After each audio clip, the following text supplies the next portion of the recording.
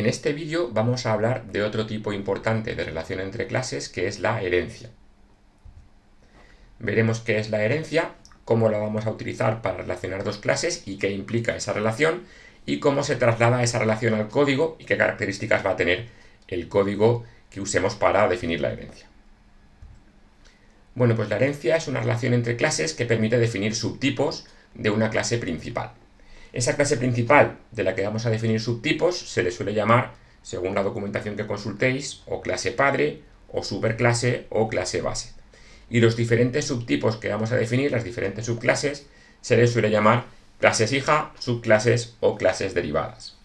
La herencia lo que implica es que las clases hija o subclases que vamos a definir van a incorporar automáticamente todo el código que hemos definido en la clase padre. Todos los atributos, todos los métodos, los vamos a incorporar de manera implícita en la clase hija sin necesidad de tener que volverlos a escribir. Veamos un ejemplo visual para hacernos una idea mejor de qué implica esta relación de herencia. Imaginemos que queremos definir diferentes tipos de mesas.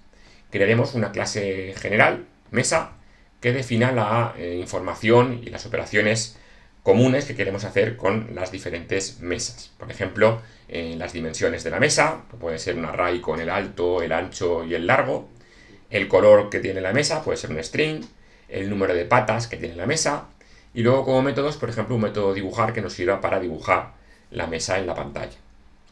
A partir de esta definición general, definición base, podemos establecer diferentes subtipos de mesas. Por ejemplo, una mesita de noche tendrá su clase mesita de noche que va a heredar de la clase mesa.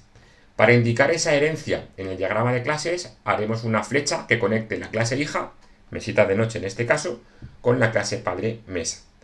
Al hacer esto, automáticamente estamos diciendo que la clase hija mesita de noche va a incorporar automáticamente unas dimensiones, un color, un número de patas y un método dibujar, sin que nosotros tengamos que indicarlo específicamente en el código. Lo único que tenemos que añadir como propio de la mesita de noche es la información específica que va a tener y que no tiene la clase mesa. En este caso, por ejemplo, el número de cajones que tiene la mesita. Del mismo modo podemos definir otros subtipos de mesa. Por ejemplo, un escritorio. El escritorio también va a heredar de la clase padre mesa y va a añadir la información específica que queramos definir del escritorio. Por ejemplo, si es un escritorio elevable con algún tipo de motor o no lo es, un booleano. Y siguiendo este patrón podemos definir otros subtipos de mesa. Por ejemplo, una mesa de comedor que también va a heredar de mesa, y algunos subtipos, como por ejemplo este, puede que no necesiten añadir ninguna información específica a lo que ya es una mesa convencional. Solamente estamos indicando que puede haber algunos tipos de mesa que son específicamente mesas de comedor.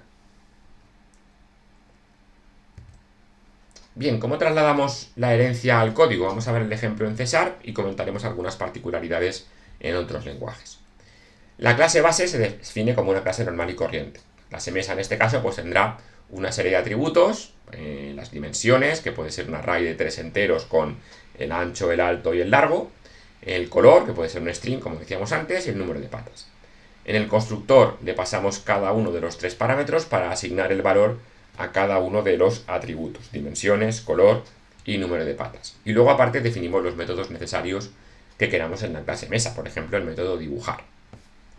A partir de aquí, las clases hija se definen también como clases normales, pero para indicar que esa clase, por ejemplo mesita de noche, hereda de la clase mesa, en el caso de César pondremos detrás del nombre de la clase hija 2 puntos y el nombre de la clase de la que queremos heredar, en este caso mesa. Esto en Java se hace poniendo la palabra extends en lugar de los 2 puntos. En el caso de Python se pone el nombre de la clase base entre paréntesis. Cada lenguaje tiene su particularidad para definir la herencia, pero el concepto en esencia es el mismo. Estamos incorporando automáticamente todos los atributos de la clase padre en la clase hija. En este caso, mesita de noche va a tener ya automáticamente unas dimensiones, un color, un número de patas, y también haremos lo mismo con los métodos que hayamos definido en mesa, el método dibujar, etcétera, etcétera. A la hora de construir un objeto de la clase hija con el constructor de mesita de noche, es habitual que ese constructor reciba todos los parámetros que le pasamos al constructor de la clase padre, en este caso dimensiones, color y número de patas, y además la información específica de la clase hija, en este caso el número de cajones. Esta instrucción que veis aquí, que se llama base, en el caso de Cesar, lo que hace es invocar al constructor de la clase padre. Estamos diciendo que el constructor le proporcionamos la información de dimensiones, color y número de patas para que automáticamente con este código de aquí le asigne el valor a cada atributo. De manera que en el constructor de la clase hija únicamente nos tenemos que preocupar de asignar la información específica del número de cajones, que viene en este último parámetro de aquí.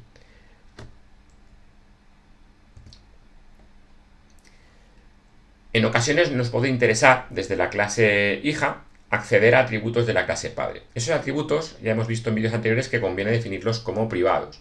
Al definirlos como privados, impedimos que se pueda acceder a ellos desde fuera de las clases. Existen, pero no podemos acceder a ellos.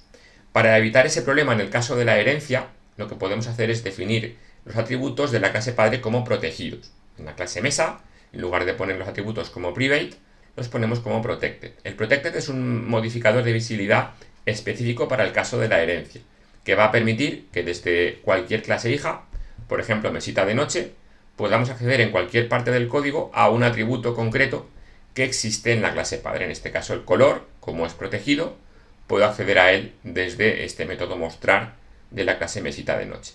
Si color fuese privado, aquí tendría un error al compilar. Me diría que no se puede acceder a color porque su visibilidad es privada.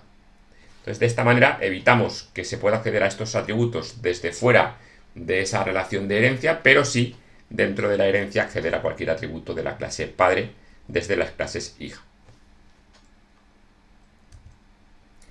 Para terminar este vídeo, explicando brevemente qué es la herencia, vamos a hablar de un concepto relacionado con la herencia, que es el polimorfismo. El polimorfismo se aplica tanto a la definición de funciones como a la definición de clases por herencia. En el caso de clases y objetos, lo que hace es permitir definir objetos de cualquier subtipo a partir de un tipo base o tipo padre principal. De manera que todos los objetos que definamos, por ejemplo, en un array, van a compartir la información y métodos comunes que tiene la clase padre. Por ejemplo, podríamos crear un array de mesas, siguiendo el ejemplo anterior, un array para almacenar 5, 10, 20 mesas, y que cada casilla de ese array sea de un tipo concreto de mesa. Pues aquí he creado una mesita de noche, aquí un escritorio, aquí una mesa comedor, una mesa auxiliar, diferentes tipos de mesas, cada una en una casilla.